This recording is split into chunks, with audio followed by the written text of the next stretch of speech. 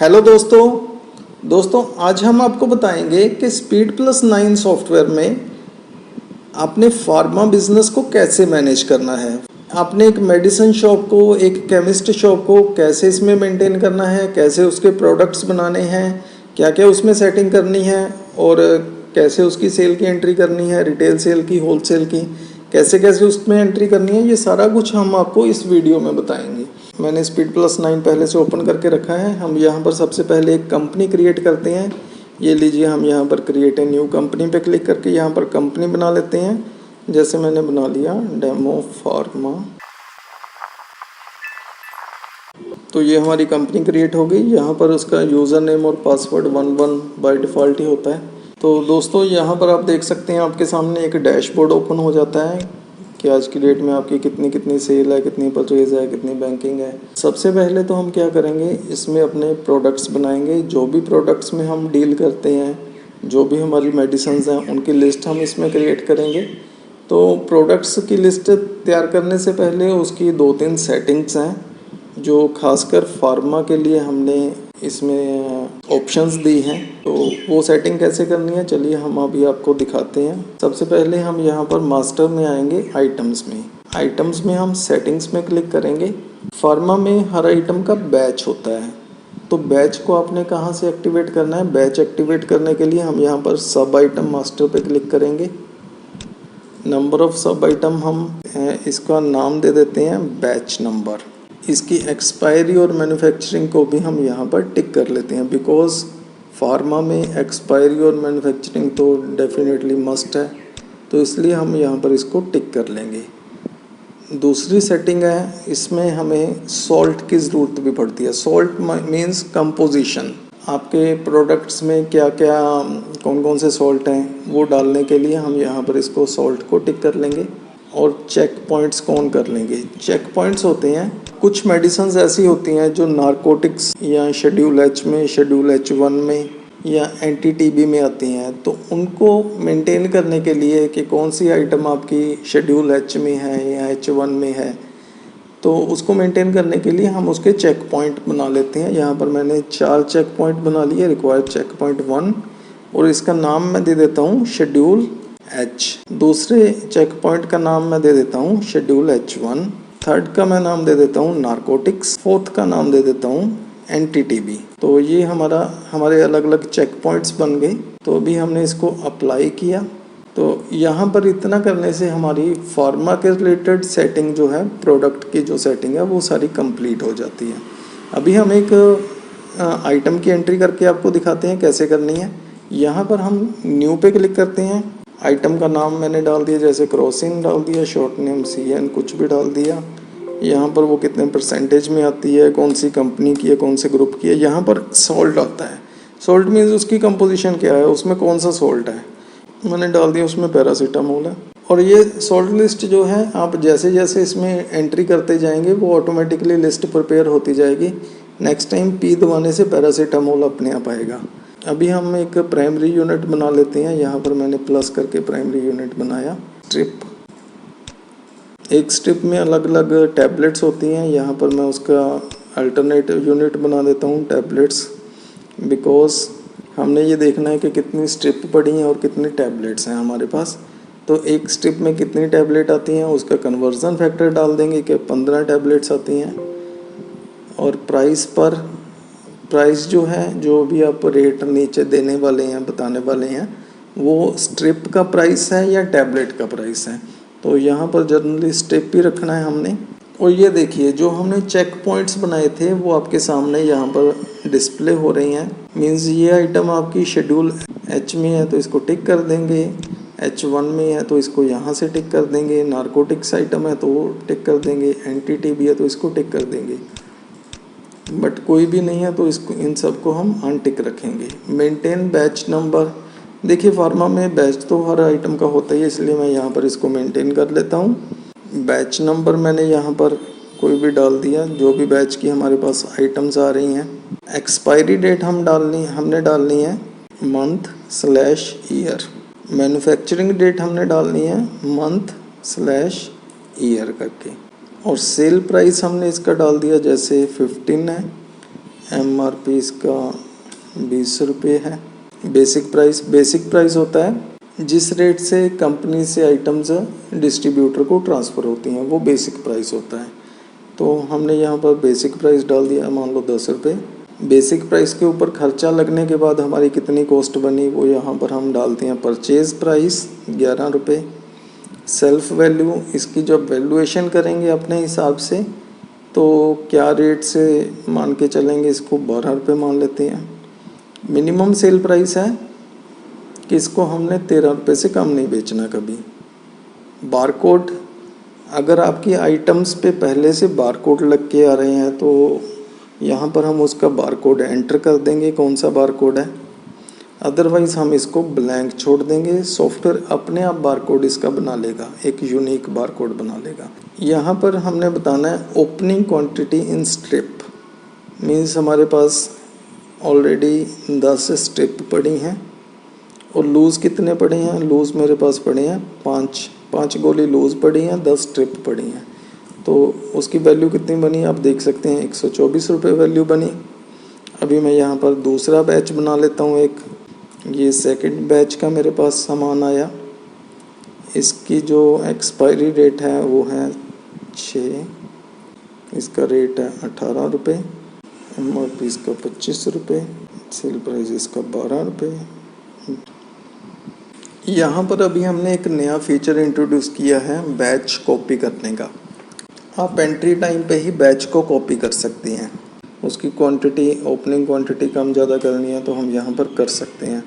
तो ये आप देख सकते हैं, इसमें अभी हमने प्रोडक्ट की एंट्री कर ली है, एक आइटम क्रिएट करी, उसके बैचेस लगा दिए। ये आइटम की लिस्ट आपके सामने बन रही है। अभी हम आपको दिखाते हैं कि इसमें आपने सेल की एंट्री कैसे करनी है। सेल होता है होलसेल के लिए, POS पॉइंट ऑफ सेल होता है रिटेल के लिए। तो सबसे पहले हम आपको दिखाते हैं कि होलसेल की एंट्री कैसे करनी है। सेल में जाएंगे, यहाँ पर मैं एक न्यू बिल बना लेता हूँ। क्रेडिट में मैं अभी एक नई पार्टी बना लेता हूँ। यहाँ पर हमने आइटम का नेम पिक किया। आइटम का नेम पिक करते ही उसके जो भी अवेलेबल बैचेस हैं वो सारे आपके सामने आ गए। आप देख सकते हैं यहाँ पर बैच का नंबर आ रहा है, एक्सपायरी डेट आ रही है और MRP वगैरह उसके रिलेटेड सारी इन्फॉर्मेशन आपके सामने आ रही है। कोई भी बैच आप सर्च करना चाहते हैं यहाँ से आप सर्च भी कर सकते हैं।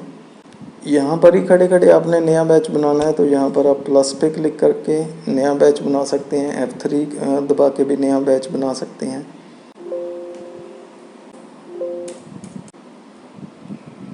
यहाँ पर हम क्वांटिटी डाल देंगे, कितने स्ट्रिप हम सेल कर रहे हैं। हमने 2 स्ट्रिप सेल किए। क्या रेट था 14 रुपीज़ और उसकी बेसिक अमाउंट बनी 28। तो ये लीजिए, ये आपकी नेट वैल्यू बन गई।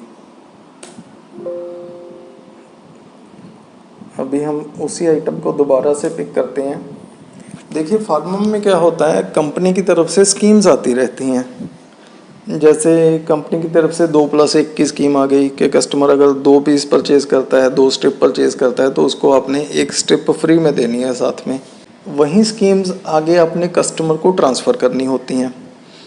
तो सपोज़ करो अभी कस्टमर ने 6 पीस परचेज़ किए और कंपनी की तरफ से 2+1 की स्कीम है, तो उसको कैलकुलेट करने के लिए कि इसको फ्री में कितने पीस देने हैं साथ में, हमें कैलकुलेटर उठाने की ज़रूरत नहीं है। यहाँ पर ही आप खड़े खड़े क्वांटिटी पे स्पेस बार प्रेस करेंगे। यहाँ पर हम स्कीम डाल देंगे कि 2+1 की स्कीम है हमारी। Scheme quantity 2, scheme free 1। तो इसको डाल के एंटर करेंगे तो आप देख सकते हैं कि फ्री ऑटोमेटिकली 3 पीस आ गया। मीन्स हमें कैलकुलेटर उठाने की कोई ज़रूरत नहीं है। अभी दूसरा केस क्या है कि कंपनी की तरफ से 2+1 की स्कीम है।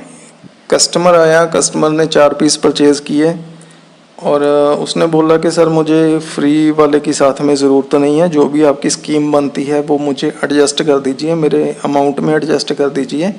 रेट तो 18 रुपये है, ठीक है, नो प्रॉब्लम, आप उसकी अमाउंट कम कर दीजिए। तो अभी उसकी अमाउंट कम करने के लिए हमें अलग से कैलकुलेटर उठा के उसकी कैलकुलेशन करने की कोई ज़रूरत नहीं है। यहाँ पर ही आप फ्री में खड़े खड़े स्पेस बार प्रेस करेंगे, स्कीम डालेंगे कि 2+21 के साथ स्कीम आई हुई है, तो आप देख सकते हैं कि उसकी जो अमाउंट थी वो 72 ना होके 48 बन गई।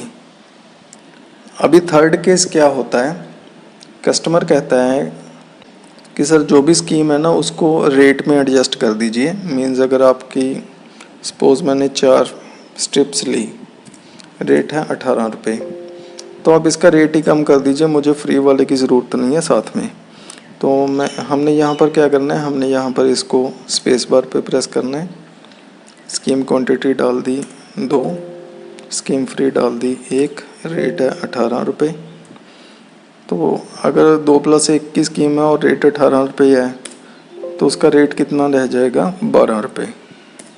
तो यहाँ पर आप देखिए 48 रुपीज़ बन गए और बाकी का जो नेट वैल्यू वो बन गई आपकी 57।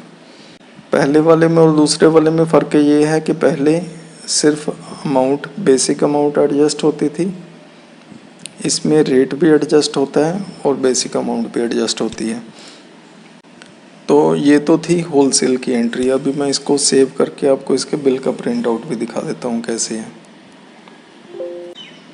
तो ये देखिए इसके बिल का प्रीव्यू आ गया आपके सामने। तो एक ही एंट्री करने से आपकी सारी रिपोर्ट्स ऑटोमेटिकली रेडी हो जाती हैं। यहाँ पर आप देख सकते हैं इसका डे बुक, लेजर,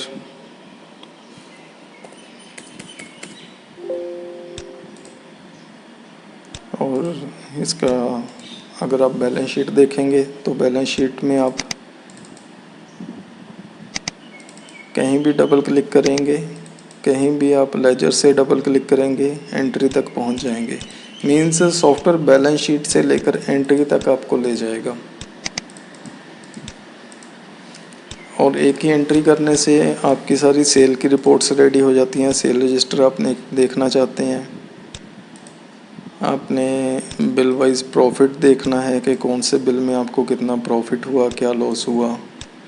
आपने डेली प्रॉफिट देखना है कि कौन कौन सी आइटम में हमें क्या क्या प्रॉफिट हुआ। आपने आइटम वाइज समरी देखनी है कि आज की डेट में हमने क्रोसिन कितनी सेल करी। आपने सिटी वाइज देखनी है कौन कौन सी सिटी में कितनी आइटम सेल करी। कंपनी वाइज देखना चाहते हैं कौन कौन सी कंपनी का, सिप्ला का, एबट का कितना कितना माल सेल हुआ। ग्रुप वाइज देखना चाहते हैं टैबलेट्स कितने बिकी, सिरप्स कितने बिके।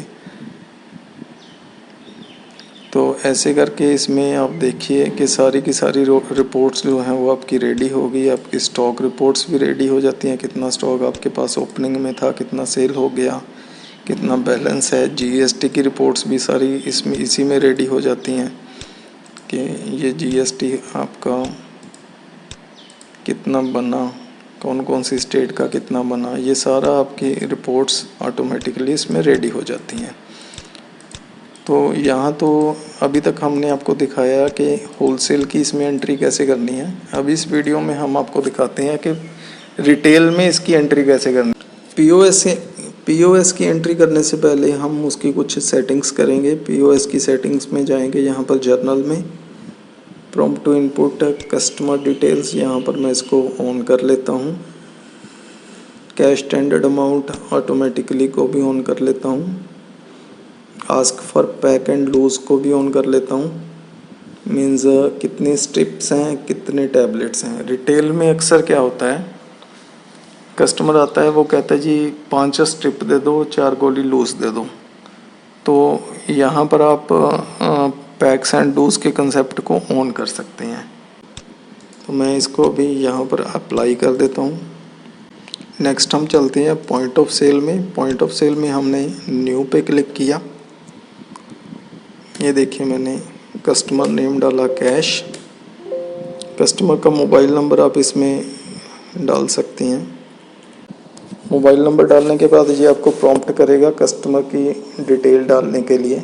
यहाँ पर आप कस्टमर का नाम, कौन सी सिटी से है, कौन से डॉक्टर ने रेफ़र किया है, यहाँ पर आप डॉक्टर का नाम भी डाल सकते हैं। डॉक्टर का रेफरेंस नंबर मीन्स जो उसकी ओपीडी स्लिप है उसका कितना नंबर है। सर्विस प्रोवाइडर मीन्स कोई एजेंट का नाम अगर आपने देना है, रिमार्क्स कुछ लिख के रखनी है।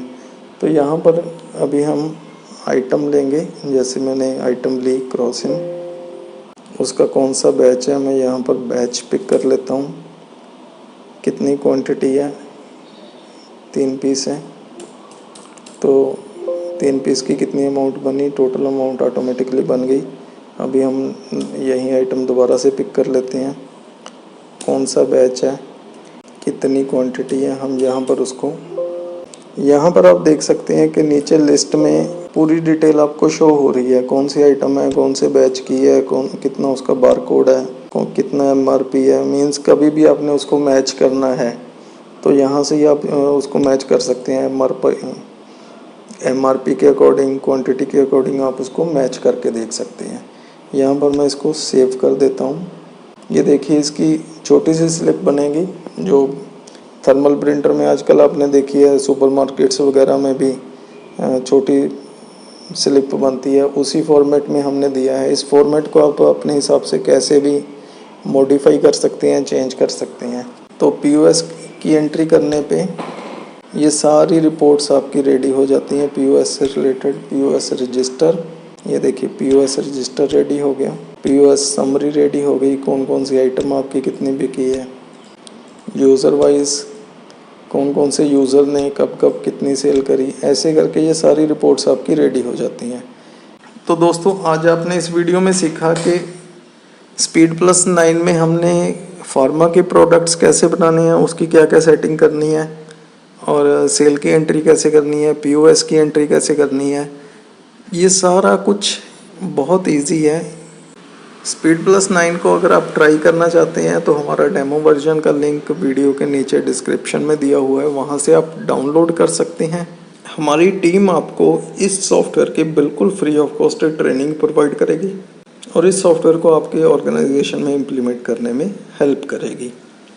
धन्यवाद, खुश रहो, तरक्की करो।